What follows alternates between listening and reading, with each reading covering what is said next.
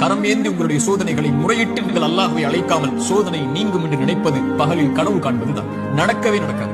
இறைவனை அழைத்தால் தான் சோதனைகள் நீங்கும். நபிமார்கள் அழைத்தார்கள். நபி யூனுஸ் அழைத்தார்கள் அல்லாஹ்வை, லா இலாஹ இல்லா அன்த சுப்ஹானக் இன்னி குன்து மினல் ஸாலிமீன். உறவுகளை விட்டு நீங்கி, உலகத்தை விட்டு நீங்கி செய்த ஒரு சிறிய தவறால் மீன் வயிற்றில் அகப்பட்டு இருளில் கிடக்கக்கூடிய ஒரு நபி, அவர்களுக்கு தெரியும் இந்த இருளில் இருந்து யாரும் என்னை நீக்க முடியாது, என்னை விளக்கி கொண்டு வர முடியாது.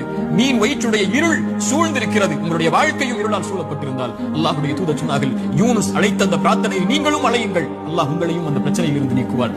லா இலாஹ இல்லா அன்த சுப்ஹானக், வணக்கத்துக்குரிய இறைவனை, உன்னை தவிர வணங்க தகுதியானவன் யாரும் இல்லை, நீ பரிசுத்தமானவன். இன்னி குன்து மினல் ஸாலிமீன், அநீதம் செய்பவன் யா அல்லாஹ், அநீதத்திற்கு உள்ளானவன் யா அல்லாஹ், எனக்கு இந்த சோதனைகளை நீக்கு யா அல்லாஹ் என்று அவன் கேட்பான்.